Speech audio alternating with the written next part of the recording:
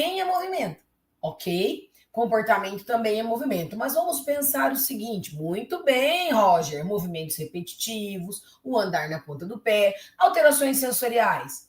As crianças e adolescentes com TEA, até mesmo adultos, que vocês têm contato de alguma forma, têm esse tipo de resposta à informação do ambiente, né? Alterações sensoriais, ou são sensíveis, muito sensíveis, ou são nada sensíveis, ou e daí? Ah, a falta do contato do contato visual, né? Da interação olho no olho. Muito bem. Bom, o fato é que, pessoal, nós temos hoje em torno de 86% mais ou menos das crianças e adolescentes, né, com TEA. Entenda que o grupo de crianças geralmente é o grupo que mais pesquisado, mais investigado, mais observado. Mas essas crianças irão evidentemente se tornar adolescentes e adultos e por aí vai. Mas vamos lá. Nós temos hoje já um número bastante expressivo, né? O último dado do CDC que saiu, que é um órgão americano que faz uma pesquisa para identificar e detectar, né, o número de pessoas com TEA, de crianças com TEA, que investiga crianças de até 8 anos, nessa faixa etária, na verdade, né? De 8 anos, nos trouxe um número interessante. Nós temos hoje 1 para cada 31, né? Uma pessoa com TEA para cada 31 crianças aí com 8 anos. Pois é um número bastante expressivo, não é? Se a gente pensar. Tá, deste grupo de alunos, de pessoas, né, de crianças que tem diagnóstico de TEA, galera, pensa bem, 86% mais ou menos apresentam, preste atenção nisso, cuidado com a maneira como a gente interpreta dado, apresentam comprometimento no desenvolvimento neuropsicomotor. Ok? Então, isso é fato. Entenda que esse comprometimento ele pode estar em qualquer área, certo? Ele pode estar em qualquer área, ele pode estar em qualquer aspecto. Pode ser de característica sensorial, motora. O andar na ponta dos pés, por exemplo, gente, ele tem uma influência tanto motora quanto sensorial. Ok? Tá. Aqui nesta aula, o que nós ofereceremos para vocês, né? Nós vamos trazer aí para todo o público atividades práticas para trabalhar o desenvolvimento neuropsicomotor de crianças com TEA. Já disse, né, que um número bastante expressivo dessas crianças tem comprometimento da motricidade, galera. Agora, o fato é que, independente deste número, que é bastante expressivo, aí de 86%, nós precisamos estimular o desenvolvimento neuropsicomotor. E do que aqui me refiro? Né? Bom, primeiro que o desenvolvimento infantil, que é marcado é observado por uma série de dimensões, não só aspectos motores, mas também cognitivos, socioafetivos, relacionais, ok? Né? O desenvolvimento humano, galera, ele é composto por uma série de dimensões essas que se interrelacionam. Então, aspectos cognitivos, socioafetivos, emocionais, relacionais, motores, psíquicos, psicossexuais, são dimensões do desenvolvimento humano que, de alguma forma, irão aí se interrelacionar. Ok? Ok. Tá. Então, este desenvolvimento, ele é influenciado tanto por questões genéticas, genotípicas, quanto por questões fenotípicas, por questões genéticas e por questões ambientais.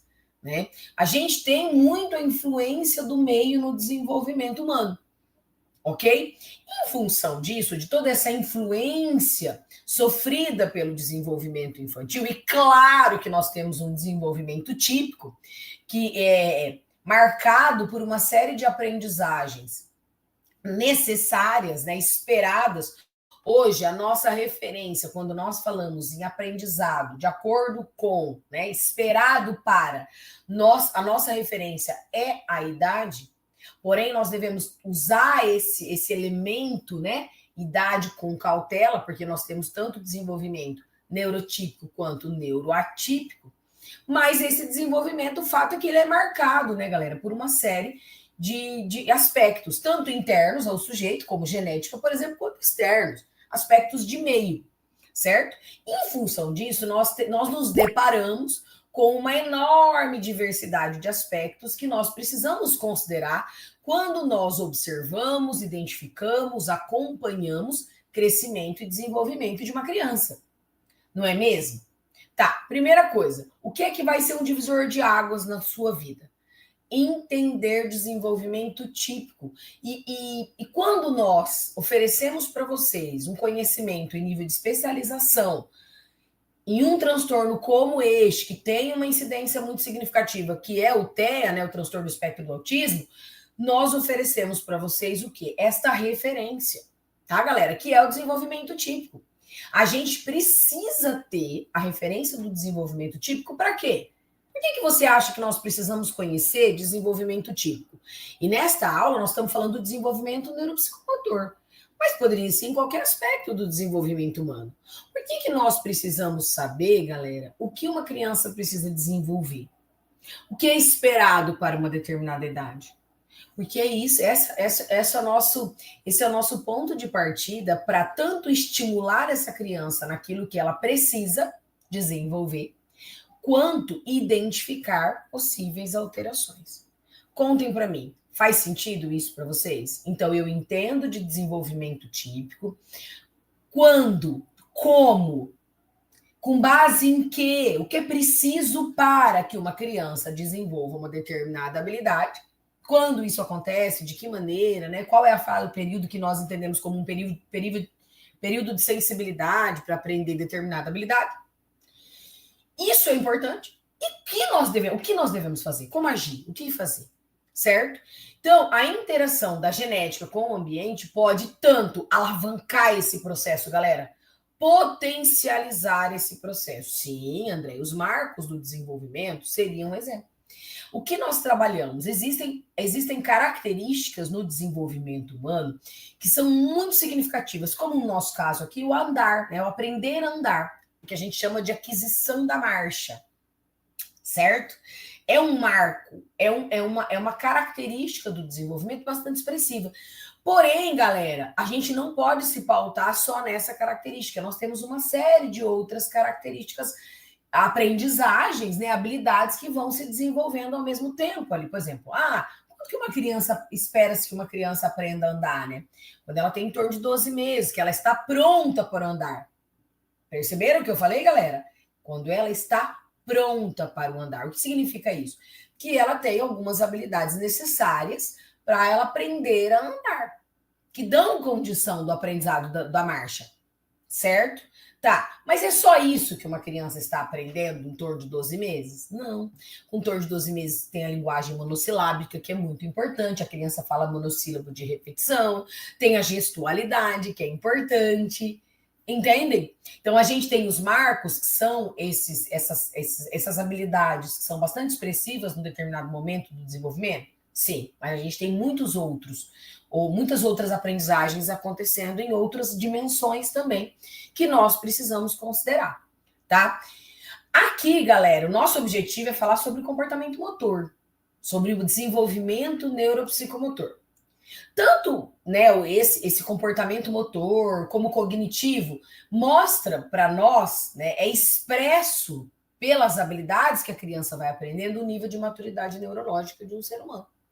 Por quê? Porque para aprender vou colocar aqui, tá? Sustentação de cabeça, né? Controle de cervical, sustentação de tronco, sentar com apoio, sentar sem apoio. Tô jogando aqui, tá?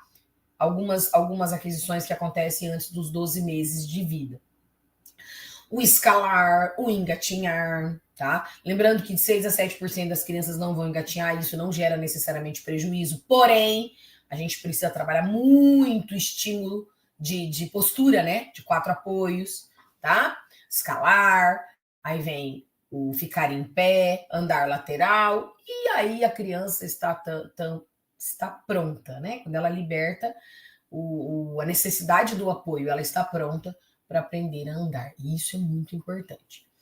Essas aquisições, gente, mostram para a gente a maturidade neurológica, mostram como que o cérebro está respondendo, amadurecendo de maneira saudável, né? Ou não. Ok? Acompanhar esse desenvolvimento é essencial, tanto famílias, quanto educadores, quanto outros profissionais. Por quê, gente? Porque este comportamento motor, se a criança efetivamente ela aprendeu essas habilidades, gente, é uma conexão entre o desenvolvimento motor e um olhar preventivo de saúde infantil.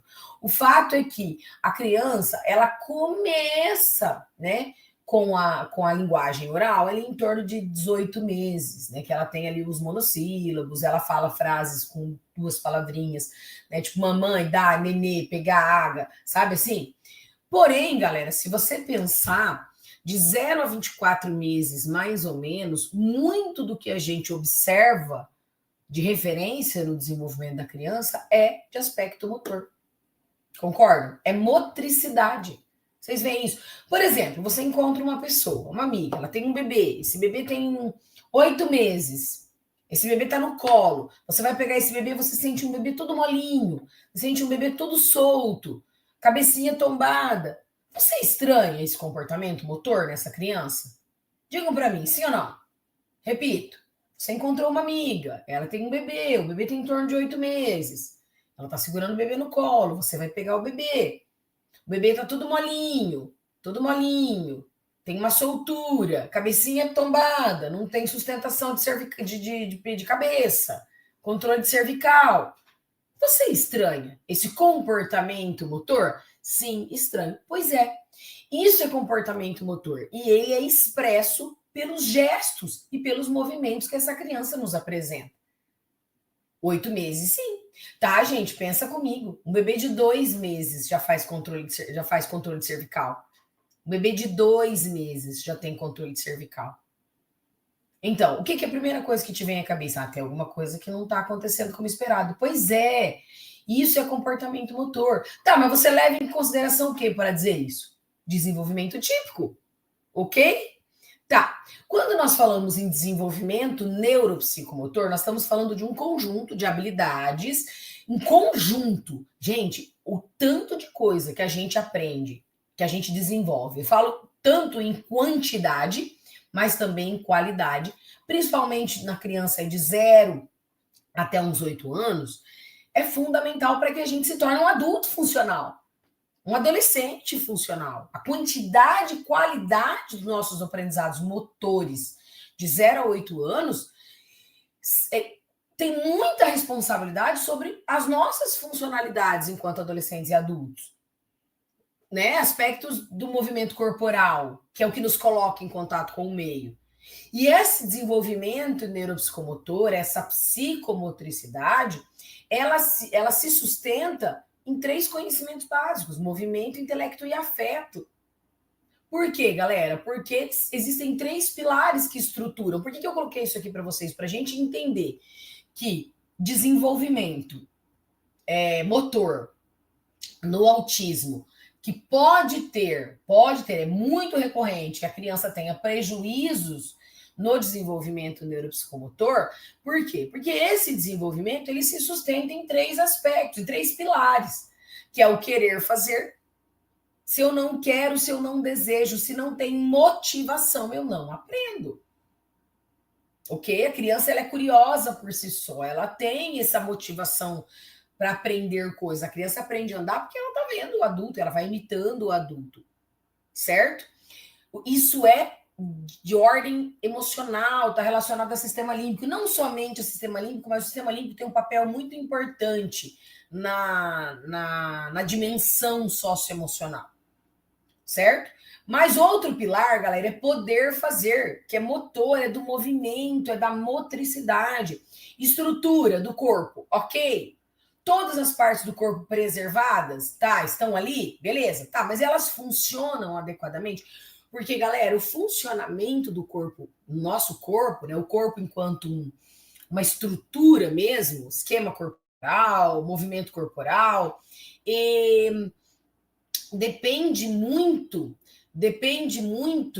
da funcionalidade desse corpo. Ah, eu tenho um braço, tá tudo certo, mas eu uso esse braço para tudo que ele tem potencial para fazer enquanto movimento?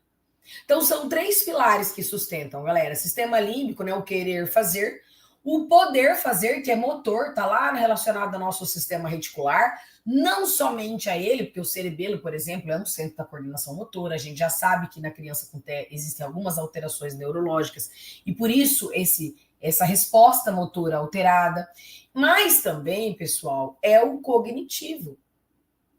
Cognitivo é córtex, é formação das áreas corticais. Neocórtex, a última camada do cérebro.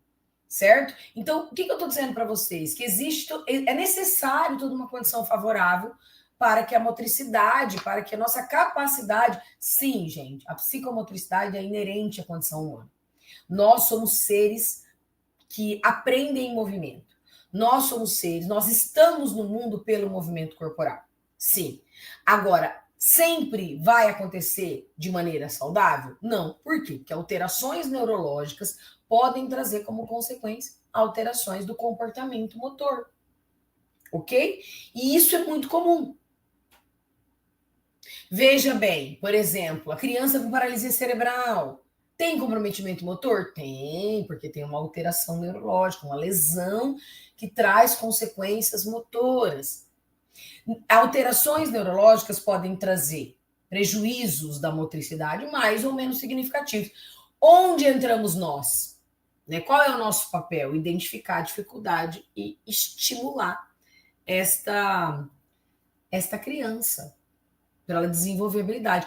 Ah, professora, mas ela tem TEA, né? Tem TEA, dependendo do nível de suporte, maior comprometimento, maior necessidade de auxílio, de ajuda. Ela não vai desenvolver, professora.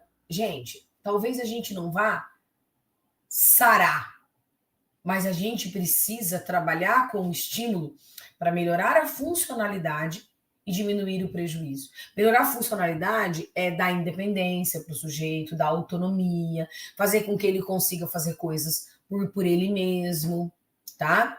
Então, o que nós temos aqui da motricidade no TEA? Lembrando que na especialização em transtorno do espectro do autismo, vocês verão muitos aspectos relacionados ao TEA. Sinais, identificação, diagnóstico, tá? Muitos.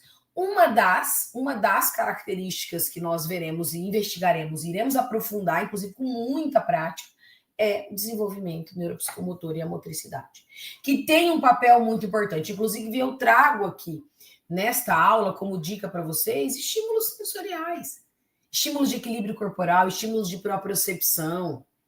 Criança precisa de movimento, neurotípica, neuroatípica. Agora, aqui, na criança neuroatípica, o que vai mudar, professora? A intensidade, a repetição, a sistematização.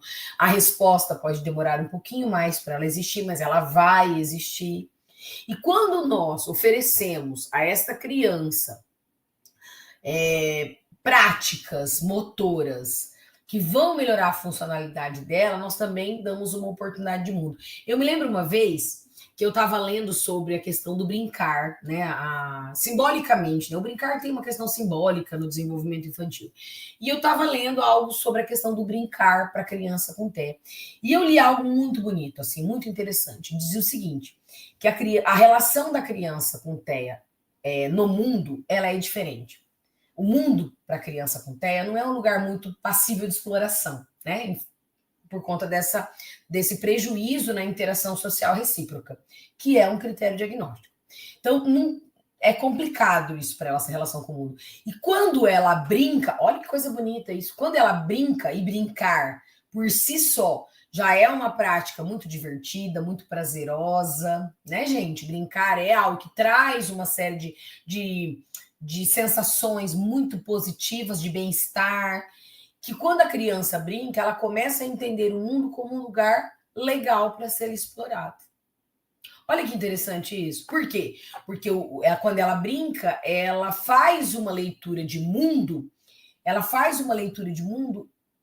que existe um bem-estar. Ela se sente bem. Porque a sensação, né, galera, quando a gente brinca, é muito positiva. Brinquem para vocês verem. Até nós que somos adultos, neurotípicos, brincar nos traz uma sensação de alegria, né? De diversão, de bem-estar, de prazer, não é verdade? Pois é. Então, quando a criança com TEA, ela brinca, ela começa a entender que o mundo, isso faz com que ela entenda o mundo como um lugar legal. E, portanto, isso estimula ela a explorar esse mundo. Se isso não é maravilhoso, galera, eu não sei o que é. Bom, aqui nós estamos hoje também, além de apresentar um pouquinho, uma fatiazinha, tá, gente? Uma fatiazinha, tá? Sobre aspectos que envolvem aí, né, o transtorno do espectro do autismo, nós também estamos para dizer para vocês que existe uma necessidade urgente, o que a gente tem recebido de professores, profissionais que precisam de orientação, que precisam, né, de conhecimento para trabalhar com a criança com TEA. Então, fazer uma especialização hoje, gente, na área, pode ser um divisor de águas na sua vida. Porque você vai entender de uma série de coisas. Eu ouço as pessoas falando assim, ah, mas isso não pode, ah, mas se tem TEA não faz isso. Eu falo, gente, essas pessoas estão precisando de conhecimento atualizado. E vou dizer para vocês, sobre os transtornos do neurodesenvolvimento, né, gente, sobre aspectos que trazem como consequência dificuldades de aprendizagem, né, nós temos pesquisas surgindo a todo momento. Saiu agora esse número do CDC que eu falei para vocês. Então, assim, fazer uma especialização é fundamental. Às vezes uma pessoa fala assim para mim, professor, eu tenho 5 alunos com TEA na minha sala. Eu falei, como você faz? Como você trabalha? Entende? Para organizar tudo isso. Gente, a única forma, aliás, a única não, mas a mais eficaz de fazer esse atendimento hoje é buscando formação e conhecimento. Porque eu sempre digo uma coisa para vocês, quando você não tem conhecimento, você precisa usar um conhecimento que não é seu e você precisa aceitar tudo aquilo que é dito para você. Não te dá a possibilidade de contestar. Quando você tem conhecimento, prática, teoria, atualizada, baseada em evidência, o resultado vem. Você vai implantar o que você sabe, implementar o que você sabe, e não dizer eu não sei o que fazer, que eu ouço muito por aí, tá? Eu não sei o que fazer. Aqui hoje, gente, é um pouquinho. Tem que ficar determinando essa aula aqui e as outras aulas que vocês assistirão, tem que ficar um gostinho de quero mais. Agora, o fato é que, olha lá, quando a gente fala de desenvolvimento motor na criança com transtorno do espectro do autismo, nós temos que entender que não tem um marcador definitivo, até por conta exatamente de ser um transtorno do espectro. O que significa isso? O que não tem um marcador definitivo, galera? É que pessoas com autismo, apesar de ser o mesmo nível de suporte, as mesmas comorbidades, podem apresentar comportamentos motores muito diferentes, tá? Nenhum autista é igual ao outro. A gente tem sim, a gente só tem que tomar cuidado. Nenhum é igual ao outro ou qualquer coisa. Não, joga para cima e vê o que dá diagnóstico. Não, não é assim. Existem critérios diagnósticos, existem sim informações consistentes para que o diagnóstico seja feito, tá, gente? Agora, a gente vai ter, sim, respostas muito diferentes de uma criança para outra, tá? Por isso que a gente tem que tomar cuidado e não trabalhar de uma forma só, numa estrutura só, tá? Que daí eu não atendo a diversidade. Olha lá, estudo aponta que atraso motor, além de ser, olha que interessante, galera, uma bandeira vermelha inicial para a TEA, é mais comum em meninas do que em meninos, tá? Estimativas, números, enfim. Fato é que existem alguns sinais que nos ajudam a identificar o autismo na criança pequena, e grande parte desses sinais, gente, eles se voltam aí para aspectos do movimento, tá? Tem as sinais que, por exemplo, falaram muito aqui de andar na ponta do pé. Andar na ponta do pé, pergunto para vocês, vou jogar para vocês a pergunta. Toda criança com TEA anda na ponta do pé, galera? Sim ou não? Não. Nem toda criança com TEA anda na ponta dos pés. Por quê? Porque não é um critério diagnóstico, mas é um comportamento motor que pode ou não estar presente. E que tem ali um fator tanto sensorial, que é do contato da sola do pé com o chão, tem uma questão proprioceptiva, galera, que olha só que louco pensar isso, né? Quando nós estamos em pé, nós temos um peso corporal exercendo uma pressão sobre a nossa articulação aqui, ó. Vou pegar um boneco, peraí. Ó, imaginem vocês, nós estamos em pé. Nós temos todo o nosso peso corporal exercendo uma certa pressão aqui, ó, na minha articulação do tornozelo, certo? Certo. Então, tem uma sensibilidade a esta pressão aqui nas crianças com TEA, por isso elas sobem, para não sentir a pressão do peso corporal exercida na articulação do tornozelo. Você fala assim, ah, professora, mas a gente não percebe. Pois é, gente, a gente não percebe porque a gente não tem uma sensibilidade alterada, tá bom? Então vamos pensar sobre isso. Agora, o fato é que o que nós temos aqui, né? Quando nós falamos de desenvolvimento motor, são uma série de mudanças que acontecem em fases, em períodos, em momentos, né, da vida, que são fundamentais. E que essas alterações, essas mudanças, essas aquisições, essas melhorias, né, no comportamento motor, elas acontecem, gente, porque nós vivemos experiências e desenvolvemos competências da motricidade. E aí, onde nós entramos? Olha só, uma aprendizagem rica em possibilidades. Gente, vem comigo. Quando eu digo rica em possibilidade, eu não estou dizendo 1,5 tonelada de estímulo. Ai, Juliana, a minha professora falou que tem que ser rica em possibilidade. Bota a criança num quarto e enche ela de brinquedo. Logo, a criança fica até perdida, não sabe nem para onde correr. Não, não é sobre quantidade, ok? Riqueza de possibilidade é nível de assertividade, respeito ao nível de desenvolvimento, à necessidade da criança, estímulos condizentes com a sua demanda e com a sua idade, tá bom? Então a gente tem aí, né, uma aprendizagem rica em possibilidades e alternativas e melhorias para melhorar, né? Que melhorem também as atividades da vida diária. Lembra que eu falei? Nós vamos melhorar a funcionalidade desse aluno. Esses são fundamentais para o aprimoramento de potencialidades das crianças com TEA.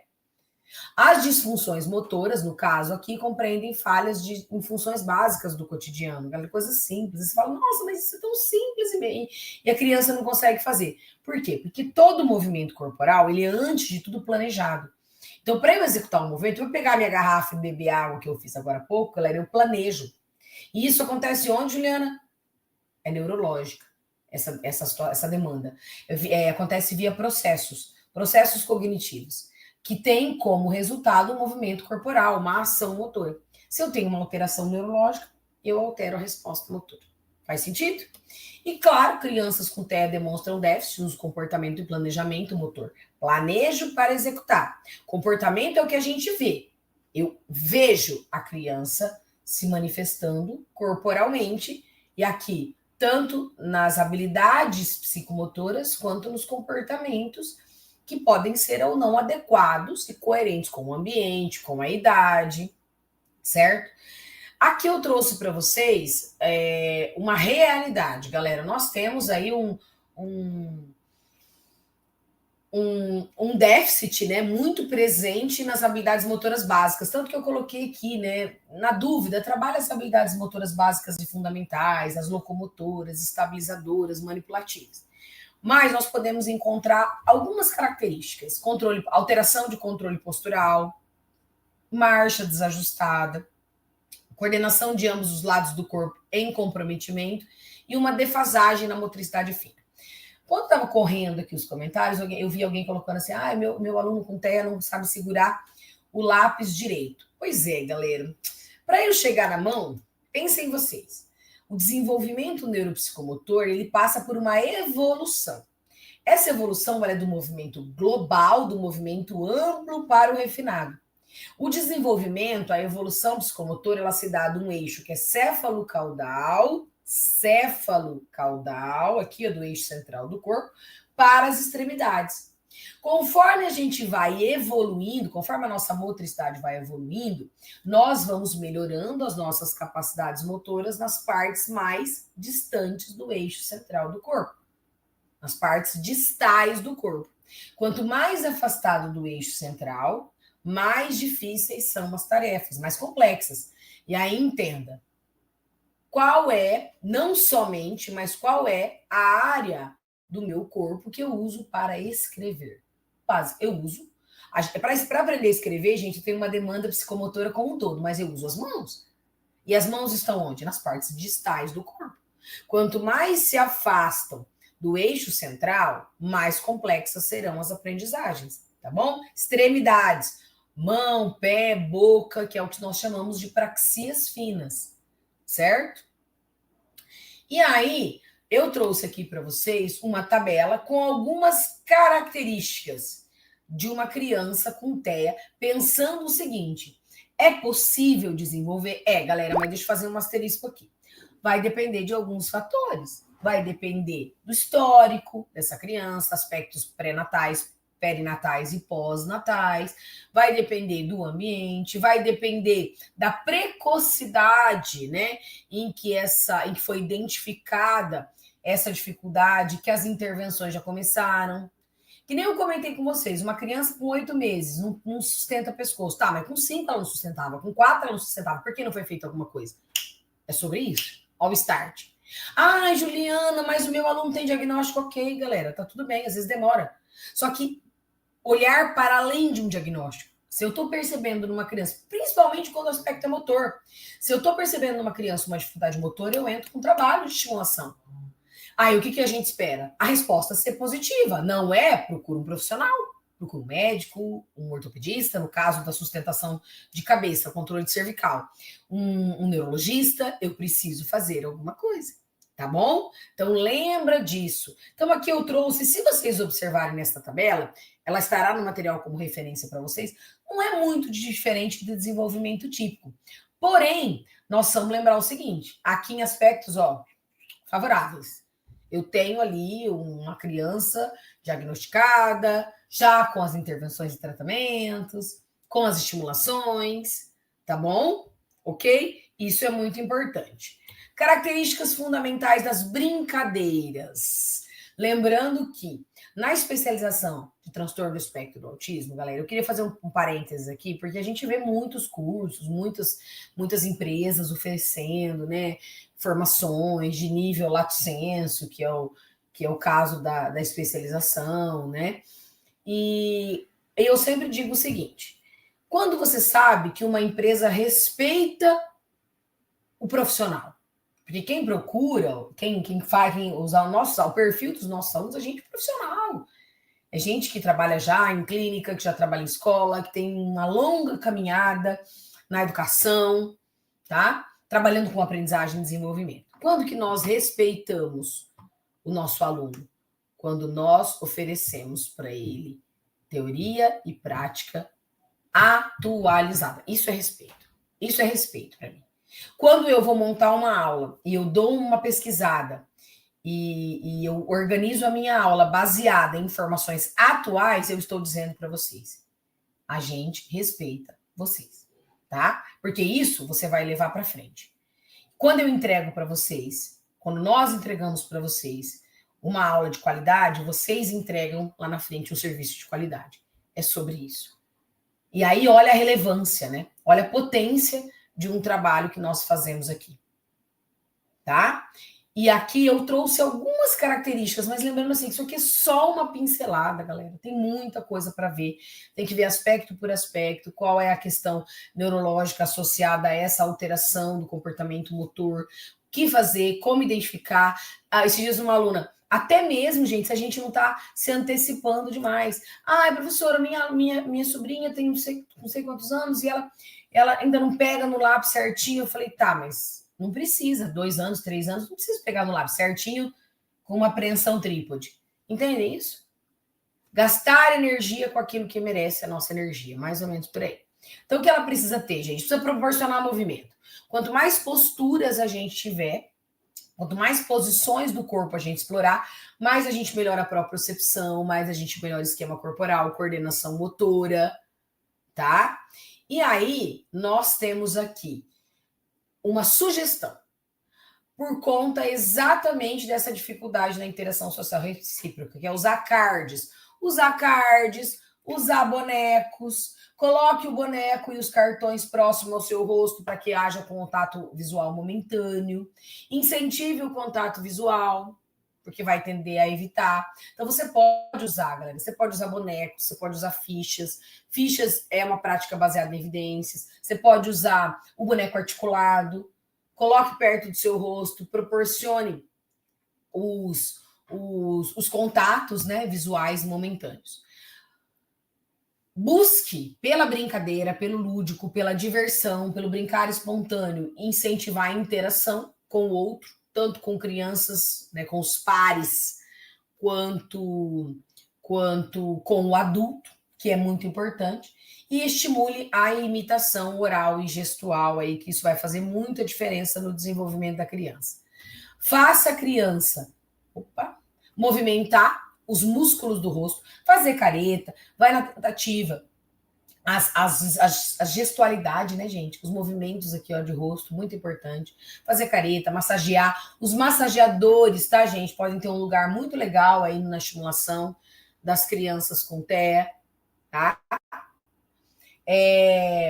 Faz a criança ter contato físico e consciência corporal. Fichinhas, eu trouxe as fichinhas, trouxe os cards, que eu acho que isso é legal. Trabalhar ensino e controle de emoções, isso aqui são características da escolha das intervenções. Estimular descobertas das possibilidades sensoriais, ok? Então, são aspectos importantes. Eu coloquei aqui também essa tabela, que é do livro que está no material, que são recomendações. Gente, uma das recomendações hoje, baseadas em evidência, que tem resultado positivo e que já está na literatura científica, é prática de atividade física pela criança. Prática de atividade física, trabalhar o exercício aeróbico, trabalhar força, porque algumas vezes crianças com TEA têm alteração da tonicidade, controle tônico postural. Então a gente precisa, olha só, né? A gente começa com 20 a 30 minutos, 3 vezes por semana de trabalho com a criança de atividade física. E chega a 5 vezes por semana, 45 a 60 minutos, que é o ideal. 4 a 5 vezes, mas o ideal é 5 vezes por semana, 60 minutos. Tá? Hoje, a literatura em neurociência, a literatura em neurodesenvolvimento já defende esta tese, já tem comprovação de que fazer atividade física, fazer exercício físico, claro, galera, sempre respeitando a idade, o interesse, né? A necessidade daquele aluno, enfim, mas fazer atividade física diariamente é uma prática baseada em evidência. Traz resultado positivo em muitos aspectos, inclusive nos aspectos cognitivos, certo? E aí, claro, como toda aula e como todo momento, Rema Neuroeducação, tá? Selo Rema Neuroeducação, eu trouxe aqui para vocês algumas. Lembre-se de que prática pela prática é coxa de retalho, não é assim que funciona, porém, eu preciso ter as duas coisas em conexão. Eu preciso ter esse repertório de práticas e atividades, mas eu preciso casar isso com uma fundamentação e uma base teórica. E o que é uma base teórica muito consistente aqui? É entender de desenvolvimento neuropsicomotor.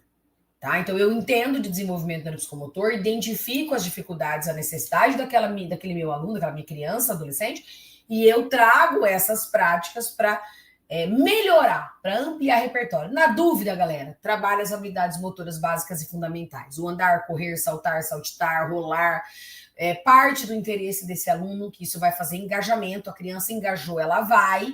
Se ela fez, ela aprende, né? Ela aprende, tá?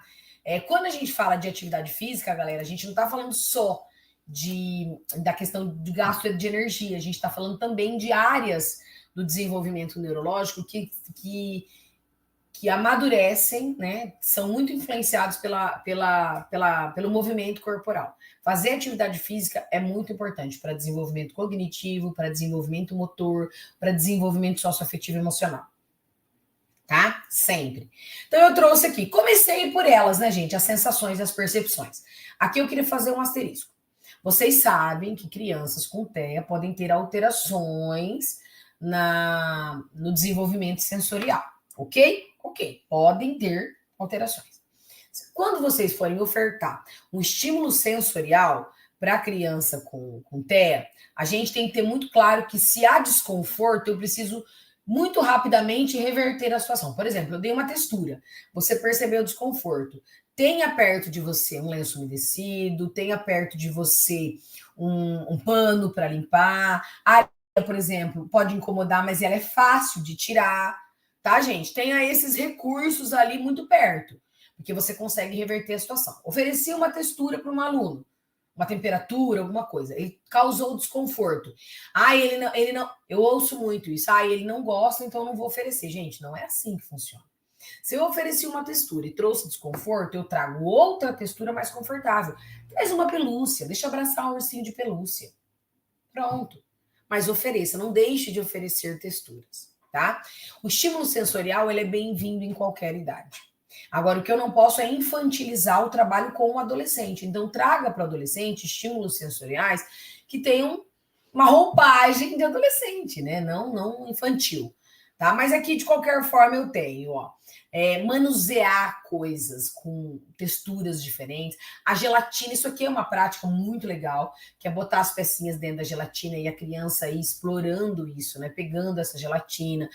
A tinta com gelo também é uma prática muito legal, muito bacana. Trabalhar com tinta, daí use corante alimentício, de repente, para fazer uma base de uma tinta com água e amido de milho, para você fazer uma base de uma tinta que se a criança pôr na boca, tá tudo certo, não tem problema, tá? Trabalhe com peças em formato diferentes, blocos de montar em formatos diferentes, ok? Isso pode beneficiar muito a criança. Claro que se tem estimulação sensorial, tem que ter tapete sensorial, luva sensorial. Ali vocês têm em formato de mãozinha com o palito, ali você tem texturas diferentes. Trabalhar com a caixa de papelão, com coisas, pode ser geleia, pode ser gelatina, pode ser slime, pode ser orbes, que eu trouxe aqui no material, aquelas bolinhas que a gente hidrata. Trabalhar com fitas na caixinha para a criança tirar. A caixa surpresa, que é a gente põe objetos dentro, de preferência objetos que sejam do conhecimento dela no primeiro momento, para que ela possa identificar, tá? Trabalhar com lã, colorir lã, macarrão, tá? Com corante alimentício, são práticas importantes. Usar potinho, a estimulação auditiva, tem gente que falou da sensibilidade, vocês podem usar latinha, colocar objetos dentro para agitar, trabalhar com música, trabalhar com atividades de ritmo, palma, tá? Slime, gelatina, areia cinética, que é aquela areia que a gente molda e ela esfarela, mas ela tem uma liga. Essa areia é muito legal, tem gente que chama de areia mágica. Orbes é muito bem-vindo, que são aquelas bolinhas de gel que hidratam. Hoje a gente não tem só bolinha no mercado, a gente tem uns bonequinhos também, dinossaurinho e tal. Use os interesses da criança com TEA a seu favor. Sim, gente, uma coisa é fato. Tem um amigo muito querido que vem falar com vocês aqui na sequência, que ele diz assim, às vezes a gente precisa escolher as batalhas que a gente quer travar. Pois é. Então você tem um aluno, ele tem demandas. Por quais você vai começar a trabalhar? Quais você vai começar a trabalhar? Você não tem como atender tudo, todas as demandas. Então você vai selecionar aquelas que são prioritárias para trabalhar. Às vezes é melhor trabalhar questões comportamentais antes de trabalhar, organizar, né, as questões comportamentais para depois trazer outras estimulações, certo?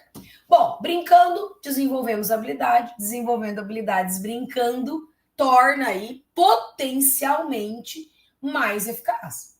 É isso que a neuroeducação, gente, traz para nós, e é isso que nós vamos trabalhar com vocês na especialização em TEA, tá?